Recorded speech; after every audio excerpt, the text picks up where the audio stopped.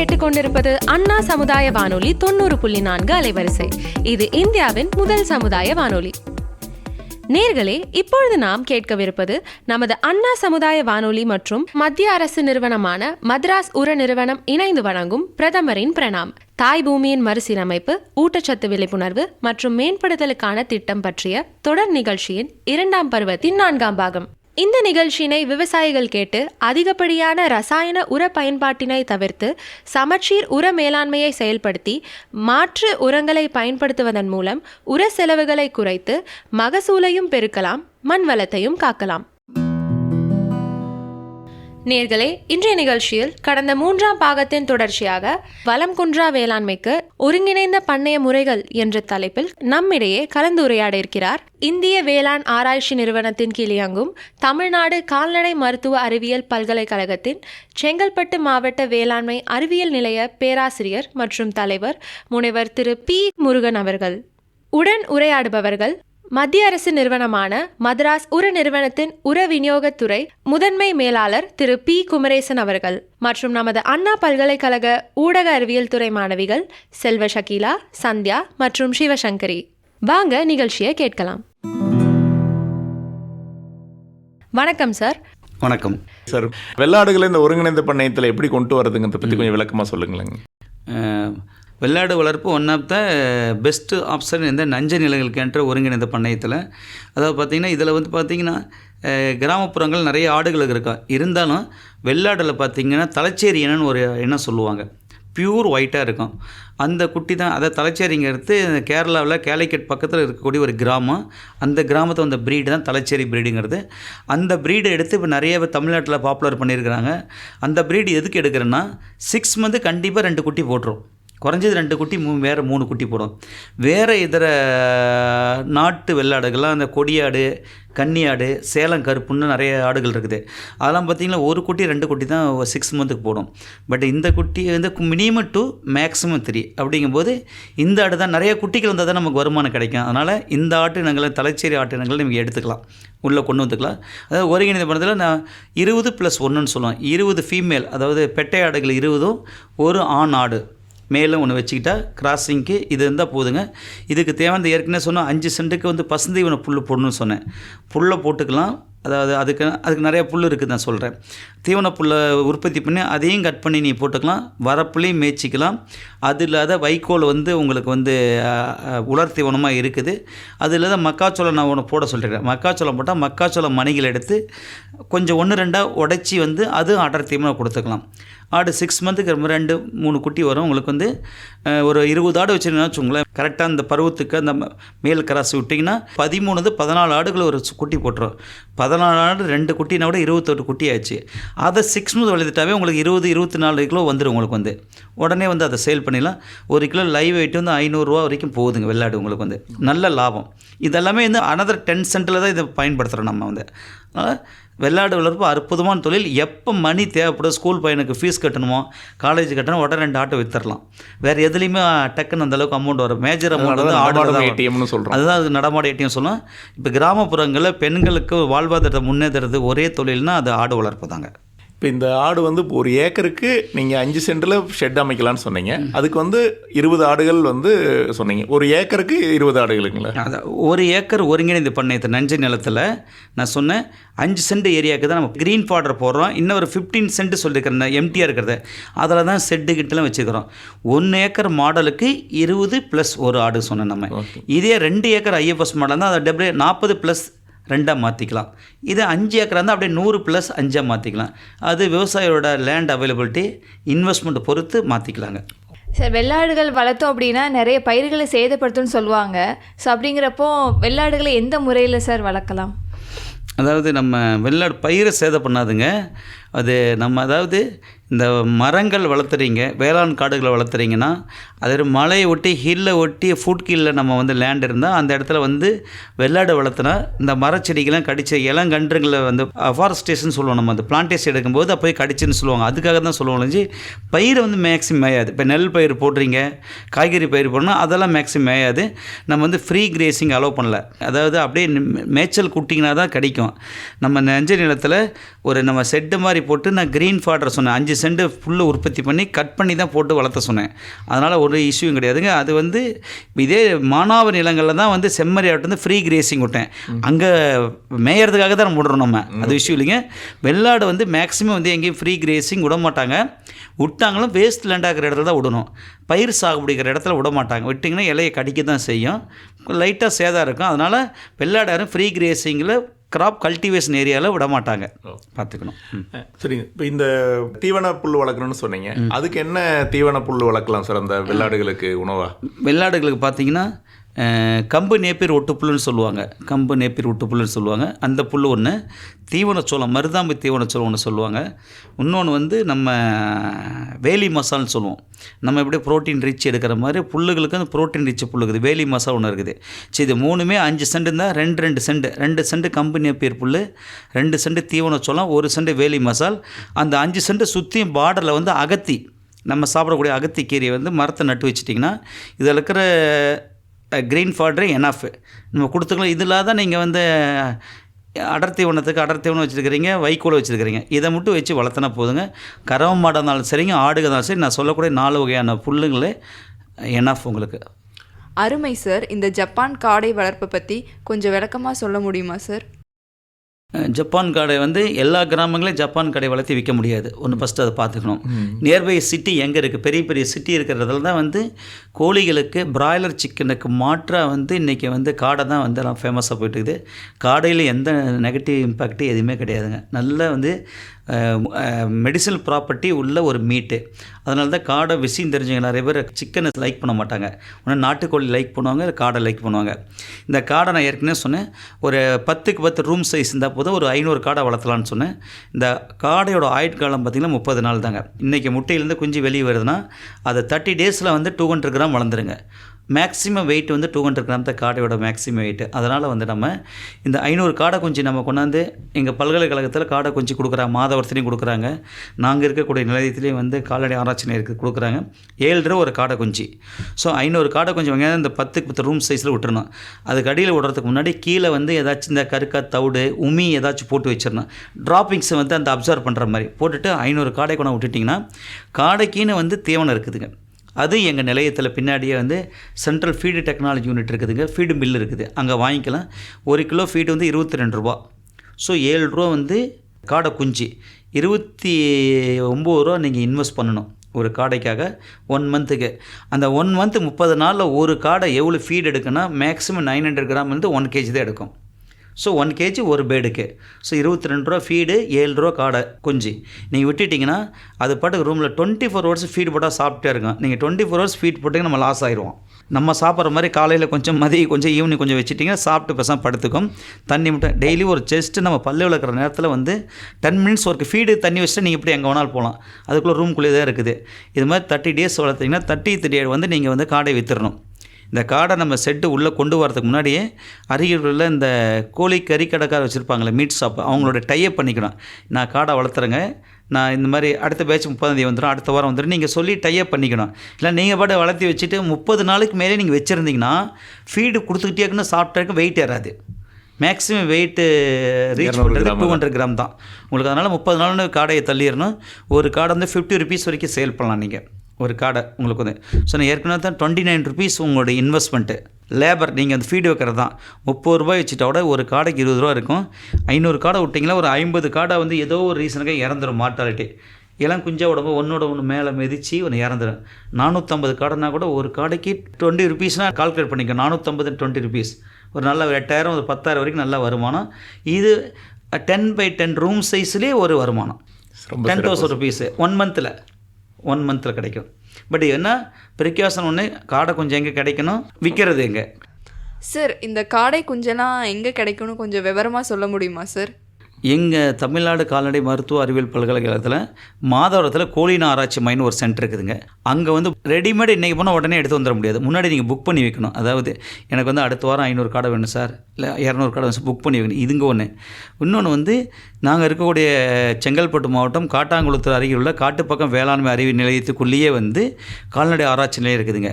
அங்கேயும் இதே மாதிரி அட்வான்ஸ் புக்கிங்கில் தான் இது ரெண்டும் அஃபீஷியலாக நான் கொடுக்குறது. அது மட்டும் இல்லாமல் நாமக்கல் கால்நடை மருத்துவக் கல்லூரியில் ஆல்வேஸ் எப்போ வேணாலும் கொடுத்துட்டே இருக்கிறாங்க, இங்கேயே வாங்கிக்கலாம். இது இல்லாத ப்ரைவேட் சோர்ஸ் ஒவ்வொரு மாவட்டத்திலையும் வச்சுருக்குறாங்க. நீங்கள் இன்றைக்கி தான் சோசியல் மீடியா ஒரு நல்ல பிளாட்ஃபார்ம். எனக்கு காடை குஞ்சு வேணும் ஒரு ஃபார்மர்ஸ் குரூப்பில் போட்டால் 10 ஆன்சர் வந்து விடுவோம், எங்கிட்ட இருக்குன்னு சொல்லிட்டு. அதனால் காடை குஞ்சு கிடைக்கிறதுலாம் எளிது தான். அதை வந்து விற்பனை மட்டும் பக்கத்தில் ஒரு மீட் ஷாப்பில் டைப் பண்ணிட்டா நம்ம பண்ணலாம். இப்போ இந்த நஞ்சு நிலத்துக்கான ஒருங்கிணைந்த பண்ணை முறைகளில் காய்கறிகளுக்குன்னு கொஞ்சம் இடத்த ஒதுக்கணும்னு சொன்னீங்க. அதில் என்னென்ன காய்கறிகள் பயிரிடலாங்க? அதாவது நம்ம நஞ்சை நிலத்தில் மேக்ஸிமம் காய்கறிகள் வந்து வீட்டு பக்கத்தில் ஏதாச்சும் ஒரு செடி 2 செடி தான் வச்சுப்போங்க. 5 சென்ட் 6 சென்ட் வைக்கிறதுக்கான வாய்ப்பு இருக்குது. நஞ்சை நிலம் மேக்ஸிமம் பார்த்திங்கன்னா வாட்டர் லாகிங் கண்டிஷன் தான் இருக்கும், உங்களுக்கு கொண்டு வர மாட்டாங்க. இதை வந்து தோட்டக்கால் நிலங்களில் கமர்ஷியலாக வெஜிடபிள் கல்டிவேஷன் வரும். இன்றைக்கி இருக்க கான்செப்டில் எல்லாருமே வந்து இந்த நஞ்சு இல்லாமல் காய்கறி சாப்பிட்ணுங்கிற கான்செப்டை, நியூட்ரி கார்டுங்கிற கான்செப்டை எல்லா இடத்தையும் பிரபலம் அடைஞ்சிட்டு இருக்குது. இப்போ எந்த மாடல் வேணாலும் வச்சுக்கலாம். நஞ்சை நிலமாக இருந்தாலும் சரி, தோட்டக்கால் நிலமாக இருந்தாலும் சரி, மானாவாரி நிலமாக இருந்தாலும் வச்சுக்கலாம் நீங்கள். அதாவது அந்த வெஜிடபிள்ஸ் 4 வகையாக நம்ம பிரிக்கிறோம். கீரைகள் கிரீன்ஸ் ஒன்று சொல்லுவோம், கீரைகள் டைப்புன்னு ஒன்று சொல்லுவோம். இன்னொன்று பூமிக்கு அடியில் விளைவிக்கக்கூடிய கிழங்கு வகை காய்கறிகள் சொல்லுவோம். அதில் வெங்காயமும் வரும், உங்களுக்கு வந்து சேனக்கிழங்கு, கருணக்கிழங்கு வரும், முள்ளங்கி, இதெல்லாமே வந்து பூமிக்கு அடியில் விளைவிக்கக்கூடிய கிழங்குகள். 3 கொடி வகை காய்கறின்னு சொல்லுவோம். பீர்க்கங்காய், புடலங்காய், அந்த பாகற்காய், சுரக்காய், அவரை, இதெல்லாம் கொடியில் போகிறது. இது ஒன்று. 4 வந்து குத்துச்செடி பல வகை காய்கறிகள். அதுதான் ஃப்ரூட்னால் வெண்டைக்காயும் சரிங்க, கத்திரிக்காயும் சரி, தக்காளியும் சரி, இதெல்லாம் வந்து பல வகை காய்கறிகள்னு சொல்லுவோம். இந்த 4 கேட்டகரியிலையும் நம்ம குடும்பத்துக்கு என்ன வேணுங்கிறத சூஸ் பண்ணிக்கணும். ஒன்று நம்ம கீரையிலே 10 வகையான கீரை இருக்குது. நம்ம குடும்பத்துக்கு சிறுகீரை வேணால் சிறுகீரை எடுத்துக்கலாம். இது மாதிரி பிரித்து 2 வகையான கீரை, 2 வகையான கிழங்கு வகைகள், 2 வகையான கொடி வகை காய்கறிகள், 2 வகையான குத்துச்செடிகள் எடுத்துகிட்டு அந்த ஒரு செண்டு 1/2 செண்டு பண்ணுறீங்கன்னா அதை சுற்றி வந்து ஒரு ஃபென்சிங் மாதிரி இந்த சவுக்கு குச்சி, மூங்கில் குச்சி, இதாக இரும்பு இருந்தால் கூட பந்தல் மாதிரி சுற்றி வச்சுன்னா அதில் கொடி வகை காய்கறி போட்டணும்.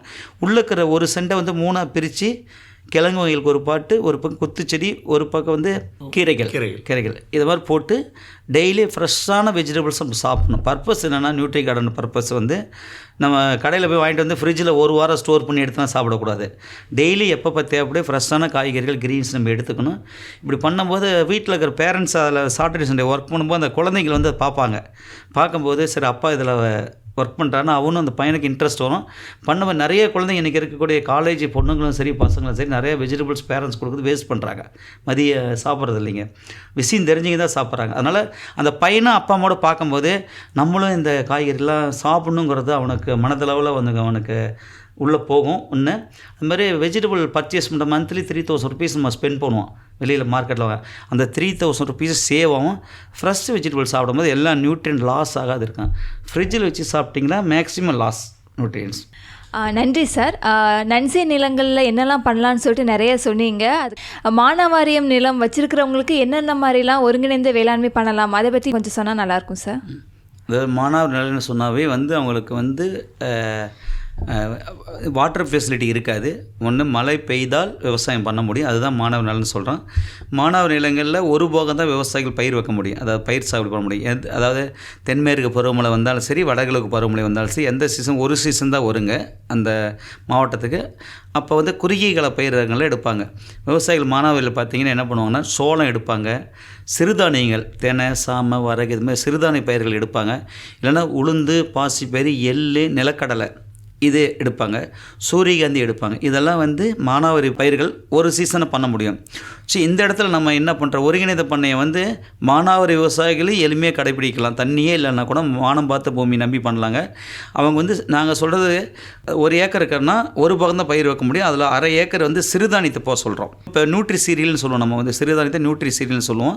சிறுதானியம் ஏதாச்சும் குதிரைவாளியோ இல்லை தினையோ இல்லை சாமையோ பனிவரை ஏதாச்சும் ஒன்று நமக்கு எது லைக் பண்ணி எடுக்கிறோமோ அது ஒரு 1/2 ஏக்கர் எடுத்துக்கிட்டு 1/2 ஏக்கர் வந்து நிலக்கடலை எடுத்தால் எடுக்கலாம், இல்லாட்டி வந்து உளுந்து, பாசி பயிர் எடுக்கலாம். இது 3 பயிருமே இது லெகுமினஸ் பயிர், இது வந்து இந்த சீரியல் டைப் பயிருங்க.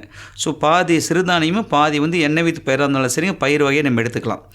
இதில் மீதி இருக்க ஒரு நிலங்கள் என்ன பண்ணலாம்னா வேளாண் காடுகளை உருவாக்கணும். வேளாண் காடுகள்னா மழை காலங்களில் இந்த டிம்பர் வேலி தரக்கூடிய மரக்கன்றுகள் நடணும். அதாவது கொமிழ் தேக்குன்னு சொல்லுவோம், தேக்கு சொல்கிறோம், மலைவேம்பு சொல்கிறோம், நம்ம வந்து மகாகனி இருக்குது, இது மாதிரி நிறைய இருக்குது.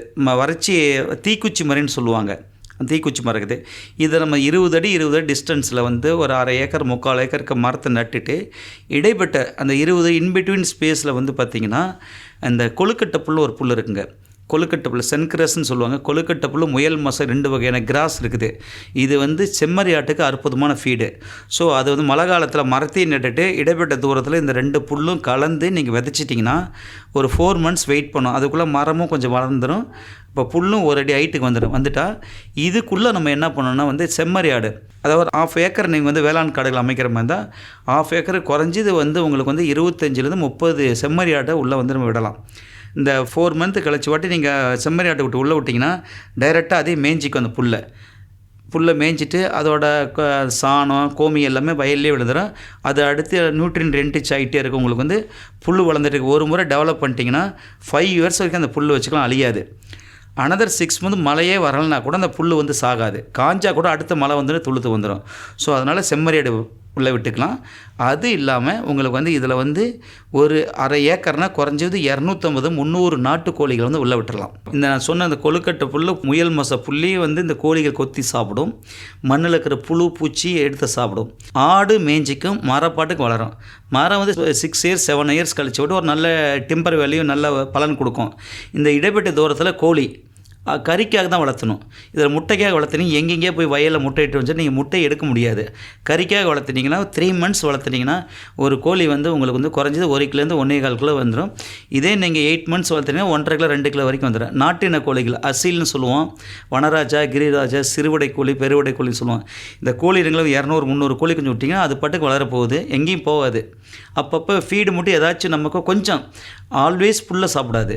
நமக்கு ஏதாச்சும் வேறு ஏதாச்சும் நம்ம அரிசி வகைகள் தானியம், நீங்கள் ஏதாவது சிறுதானியம் போடுறீங்க இல்லைங்க, இது சிறுதானியம் போடுற உளுந்து பாசிப்பயிறு அதோட உமியெல்லாம் இருக்கு இல்லைங்க, அதெல்லாம் கொஞ்சம் எடுத்து தீவனம் போட்டிங்கன்னா கொஞ்சம் கான்சன்ட்ரேட் ஃபீட் அடர் தீவனம், மீதி எல்லாமே 80% புல்லு தான் வளர்ந்து மேய்ஞ்சிக்கிட்டு இருக்கோம்.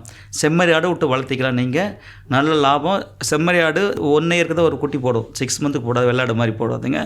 அதனால் வறட்சி நல்லா தாங்க. எதுக்கு இந்த செம்மறி ஆடு உள்ளே கொண்டு வரணும்னா வெள்ளாடு வந்து வறட்சி தாங்காது, செம்மறி ஆடு வறட்சி தாங்கி வளரும். வெறும் மண்ணை கூட நக்கிட்டு சாப்பிடும் உங்களுக்கு வந்து. அதனால தான் ஆடை ஒரு 25-30 ஆடு விட்டால் போதும். 200-300 கோழி விட்டிங்கன்னா 6 month ஒரு பேட்ச் கோழி வெளியே தள்ளிக்கிட்டே இருக்கலாம். 1 கிலோ கோழி வந்து உங்களுக்கு மீட் வந்து உயிர் எடை 400-500 வரைக்கும் விற்கலாம். 250 கோழின்னு நினச்சி வச்சுக்கோங்க. வேறு என்ன நல்ல லாபம் உங்களுக்கு வந்து. 1/2 ஏக்கர் வேளாண் காடுகளை 7 year கழிச்சு டெம்பர் வேலையும் அப்பப்போ ஆண்டு கணக்கில் ஆடுகளை விற்றுக்கலாம், மாத கணக்கில் கோழிகள் விற்றுக்கலாம். இந்தாண்டு 1/2 ஏக்கரில் வந்து நீங்கள் நான் சொன்ன பயிர்கள் சிறுதானிய உணவுக்காக வச்சுக்கலாம், மதிப்பூட்டப்பட்ட பொருளாக மாற்றி உங்களால் விற்க முடியும். உளுந்து பாசிப்பயிர் ஏதாச்சும் ஒன்று வச்சுக்கலாம், கடலை வச்சுக்கலாம். என்ன இது குடும்பத்துக்காகவும் பணப்பயிராகவும் இது 1/2 ஏக்கர் வந்து இது மாதிரி கால்நடை சார்ந்த தொழில்கள் ஒருங்கிணைச்சு வச்சுங்களேன். நஞ்சை நிலத்தை எடுக்கிற வருமானத்தை வந்து இதில் எடுத்துடலாம். மாணவர்களாம் இதில் என்ன விவசாயிகளுக்கு ஸ்கில் இருக்கணும், அடுத்து என்ன பண்ணு தேடல் இருக்கணும், செய்யணும். அதுக்கு தான் அந்தந்த மாவட்டத்தில் கேவிகே நிலையங்கள் வந்து அவங்களுக்கு வந்து ஆல்வேஸ் டோர் ஸ்டெப்பு போய் உங்களுக்கு சர்வீஸ் பண்ணுறோம். அதனால் மானாவாரி விவசாயமாக இருந்தாலும் சரிங்க, தோட்டக்கல்லாக இருந்தாலும் சரி, நஞ்சை இருந்தாலும் சரி, ஒருங்கிணைந்த பண்ணையத்தை நீங்கள் வந்து கடைபிடிச்சிங்கன்னா நல்ல வருமானம் பெருக்க முடியும், உங்களுக்கு ஒரு வேலை வாய்ப்பு கொடுக்க முடியும். மிக அருமையாக சொன்னீங்க சார். நஞ்சை நிலத்தில் எப்படி ஒருங்கிணைந்த பண்ணையம்னு சொன்னீங்க, அதே மாதிரி மானாவாரி நிலங்களில் ஒருங்கிணைந்த பண்ணை முறைகளை பற்றி விளக்கமாக சொன்னீங்க. அடுத்து தோட்டக்கால் நிலங்களில், அதாவது கிணற்று பாசனம் வகையில் பண்ணக்கூடிய விவசாயத்தில் ஒருங்கிணைந்த பண்ணை முறைகளை பற்றி கொஞ்சம் விளக்கமாக சொன்னீங்கன்னா விவசாயிகளுக்கு பயனுள்ளதாக இருக்கும். இந்த 2 முறை காட்டிலும் தோட்டக்கால் நிலங்களுக்கு தான் இன்வெஸ்ட்மெண்ட் அதிகம். பிகாஸ் இதில் வந்து ஹை வேலி கிராப்ஸ் எல்லாமே வரும். இப்போ வந்து மரவள்ளி கிழங்கு கொண்டு வரலாங்க, மஞ்சள் கொண்டு வரலாம், அப்புறமேட்டு இந்த சக்கரவள்ளி கிழங்குன்னு சொல்கிறாங்க. இது இதர காய்கறிகள் எல்லாமே வந்து பயிரோட 70 சென்ட் காம்பவுண்டில் தோட்டக்காலைகளில் காய்கறி பயிர்கள் தான் மேக்ஸிமம் வரும். இதில் மக்காச்சோளம் வரலாம், சூரியகாந்தி வரலாம். உங்களுக்கு வந்து காய்கறி அனைத்து காய்கறி வந்துடும். இதில் இதர தொழில் என்ன ஒருங்கிருக்கலாம்னு பார்த்தீங்கன்னா இதில் கறவை மாடு மெயினாக கொண்டு வரும். கறவை மாடாக இருந்தாலும் சரி, எரும மாடாக இருந்தாலும் சரி நம்ம கொண்டு வரலாங்க. மாடுகளை கொண்டு வந்துடலாம். ஸோ 2வது கம்பாயிண்ட்டு மாடுலேருந்து வர சாணத்தை எடுத்து மண்புழு உரமாக மாற்றுறோம். அது ஒரு 3வது காம்போனண்ட்டு பண்ணுறோம். மாடுலேருந்து பால் வருது, பாலை டைரெக்டாக சொசைட்டியில் கொடுக்காம பால்லேருந்து மதிப்பூட்டப்பட்ட பொருள், அதாவது ரோஸ் மில்க்கு, பாதாம் மில்க்கு, பன்னீர், இதை 3மே ஹோம்மேட்லேயே செய்யலாம். இதுக்கு பெரிய டெக்னாலஜி, ரொம்ப சிம்பிளான டெக்னாலஜி, இதை பண்ணலாம். இது 4வது தொழில். அதே சாணத்தை வச்சு சாண எரிவாயு கலன் அமைக்கலாம், பயோகேஸ்ன்னு சொல்லக்கூடியது. இன்றைக்கி நம்ம எல்லாமே வீட்டுக்கு 1000 ரூபா 1500 சிலிண்டர் வாங்குகிறோம். இதே சாணமாக தான் அந்த சாணத்தை எடுத்து அந்த பயோகேஸ் பிளான்ட்டில் போட்டிங்கன்னா கேஸ் எடுத்துகிட்டு அதில் வர ஸ்லரி எடுத்து அந்த ஸ்லரி வச்சு மண்புழு உரமாக மாற்றி அந்த மண்புழு உரம் வயலுக்கு போடலாம். இதை பண்ணலாம். இதில் வெண்பன்றி வளர்ப்பு ஒன் ஆஃப் த காம்போனண்ட்டு தோட்டக்கால் நிலங்களுக்கு. வேறவர் எங்கே நமக்கு காலேஜ் ஹாஸ்டல் இருக்குதோ மேக்ஸிமம் ஃபுட் வேஸ்ட் நிறையா வருங்க.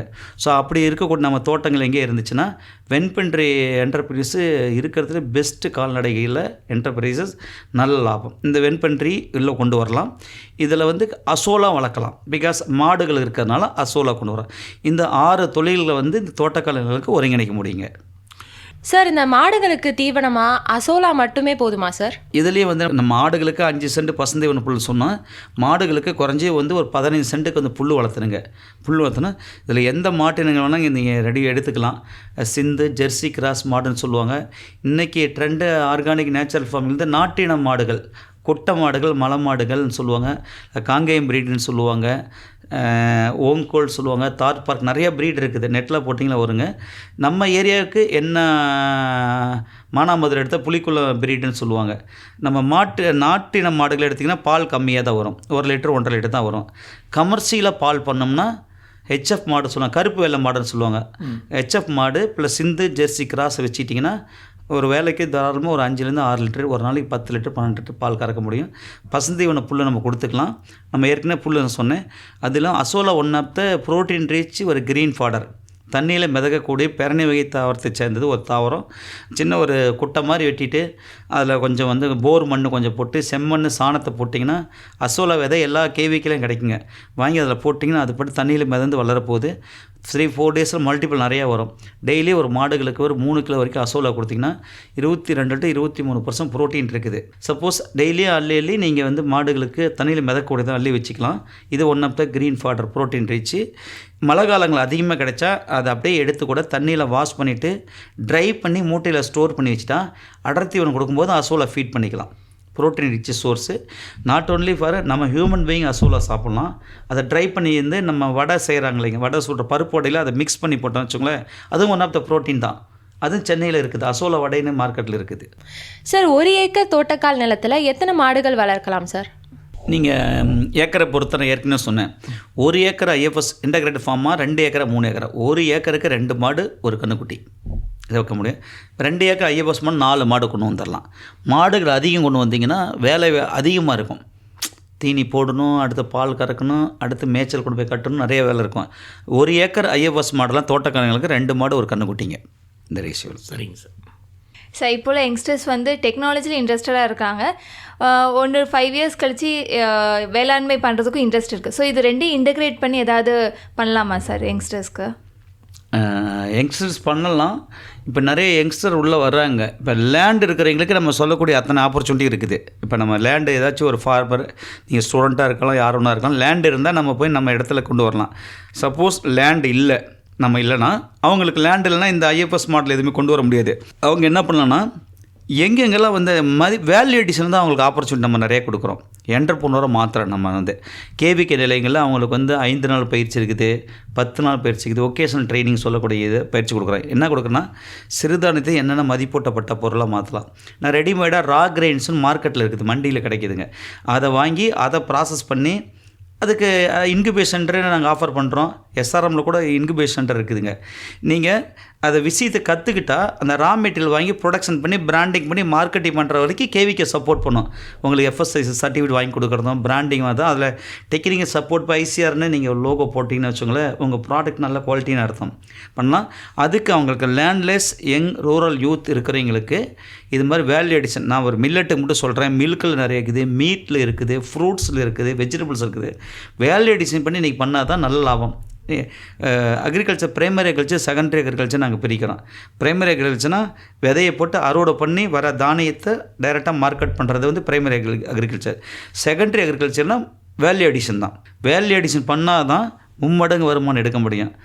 பிரைமரி அக்ரிகல்ச்சர் பண்ணால் ஒரே வருமானம் தான். நீங்கள் பண்ணிங்கன்னா நிலம் வச்சு 5 ஏக்கர் பண்ணுற வருமானத்தை வரத்தோட தானியத்தை வாங்கி மதிப்பூட்டப்பட்ட பொருளாக மாற்றி நீங்களால் பிராண்டிங் மார்க்கெட்டிங் பண்ணிங்கன்னா நீங்கள் 10 பேருக்கு வேலை வாய்ப்பை கொடுக்க முடியும், வருமானத்தை பெருக்க முடியும். நீங்கள் என்ன தான் ஐடியிலையோ நீங்கள் வேறு எந்த கேடர் இருந்தால் ஒரு 3-4 லட்சம் சம்பளம்னா கூட அதோட அதிகமாக ஏர்ன் பண்ண முடியும். அதுக்கு அவங்களோட ஈடுபாடு, இன்ட்ரெஸ்ட் இருக்கணும், கொஞ்சம் உழைக்கணும். ஃபஸ்ட்டு மார்க்கெட்டிங் எங்கெங்கே பண்ணலான்னு நீங்கள் நல்ல ப்ராடக்ட் பிராண்டிங் கொடுத்துட்டிங்கன்னா உங்களை தேடி வரும், நீ எங்கேயும் போக தேவையில்ல. அதுக்கு எல்லா சப்போர்ட்டும் வந்து கேவிகே உங்களுக்கும் பண்ணி கொடுக்கும். Not only for KVK Kanchipuram, தமிழ்நாட்டில் இருக்கிற அனைத்து கேவிக்கே வந்து அட்ராக்டிங் ரூரல் யூத்துக்கு என்னென்ன பண்ணுமோ அத்தனையும் பண்ணிக்கிட்டு இருக்காங்க. அது திட்டத்து பேர் ஆர்யா. மிக்க நன்றி சார். ரொம்ப சிறப்பாக யூத்துகள் வந்து விவசாயத்துக்கு வர்றதை பற்றி ஒரு ஊக்குவிக்கிற மாதிரி ஒரு வார்த்தைகள் சொன்னீங்க சார். இன்றைய நிகழ்ச்சியில் வந்து மிக அழகாக ஒருங்கிணைந்த பண்ணைய முறைகள், தோட்டக்கால் நிலங்கள் எப்படி பண்ணுறது, நஞ்சை நிலங்கள் எப்படி பண்ணுறது, மானாவாரி நிலங்கள் எப்படி பண்ணுறது பற்றி விரிவாக சொன்னீங்க சார். இது விவசாயிகளுக்கு மிகவும் பயனுள்ளதாக இருக்கும்னு நினைக்கிறேன். மிக்க நன்றி சார். நன்றி சார். நேயர்களே, இதுவரை நீங்கள் கேட்டது நமது அண்ணா சமுதாய வானொலி மற்றும் மத்திய அரசு நிறுவனமான மதராஸ் உர நிறுவனம் இணைந்து வழங்கிய பிரதமரின் பிரணாம் திட்டத்தை பற்றிய தொடர் நிகழ்ச்சியின் 2ஆம் பருவத்தின் 4ஆம் பாகம். மீண்டும் அடுத்த நிகழ்ச்சியில் சந்திப்போம். நன்றி, வணக்கம்.